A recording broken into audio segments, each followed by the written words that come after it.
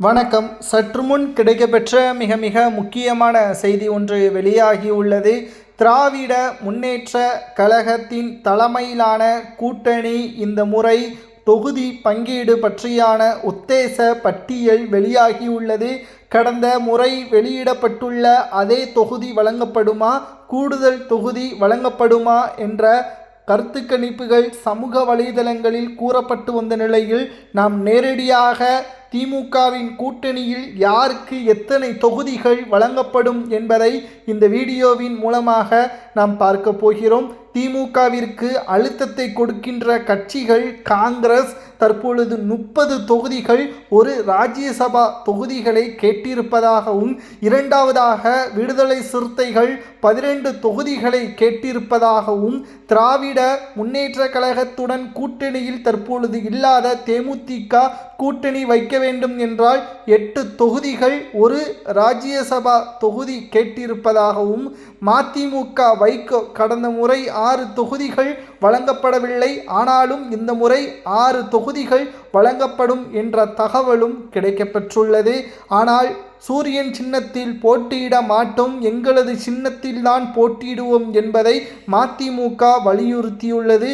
மேலும் கம்யூனிஸ்ட் கட்சிகள் தற்பொழுது 6 தொகுதிகளை கேட்டிருப்பதாகவும், மார்க்சிஸ்ட் கம்யூனிஸ்ட் கட்சிகள் 6 தொகுதிகள், முஸ்லிம் லீக் 3 தொகுதிகள், கடந்த முறை மக்கள் நீதி கட்சிக்கு எந்த ஒரு தொகுதியும் ஒதுக்கீடு செய்யப்படவில்லை.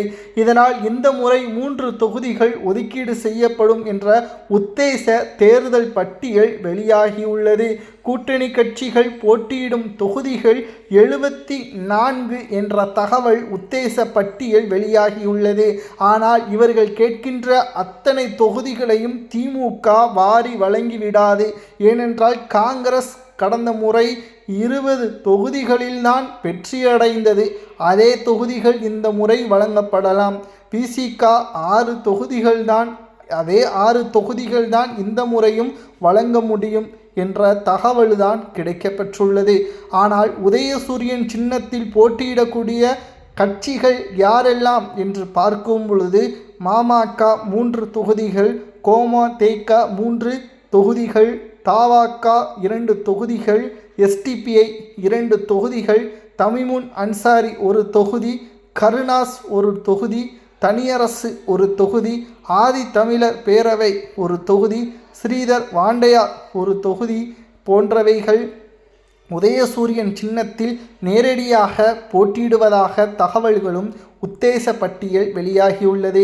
ஆனால் ஒரு பக்கம் கூறுவது என்னவென்றால், திமுக எப்பேற்பட்ட தொகுதிகளில் யாரை வேண்டுமானாலும் களத்தில் இறக்கலாம், தனி பெரும்பான்மையை இந்த முறை திமுகவால் பெற முடியாது. அது மட்டுமல்ல, 2026 சட்டசபை தேர்தல் திமுகவிற்கு வரலாறு காணாத ஒரு தோல்வியை ஏற்படுத்தும் என்பதை எதிர்க்கட்சியாக இருக்கக்கூடிய எடப்பாடி பழனிசாமி அவர்கள் கூறியுள்ளார். மேலும் ஆட்சி அதிகாரத்தில் பங்கு வேண்டும் என்று காங்கிரஸ் கூறுவதால் இன்றும் கூட்டணி உறுதி செய்யவில்லை என்ற தகவலும் கிடைக்கப்பெற்றுள்ளது. பொறுமையாக இருந்து பார்க்கலாம். இந்த உத்தேச பட்டியல் திமுக கொடுக்கக்கூடிய தொகுதிகள் குறைவாக இருக்கும் என்றும் கூறப்படுகிறது.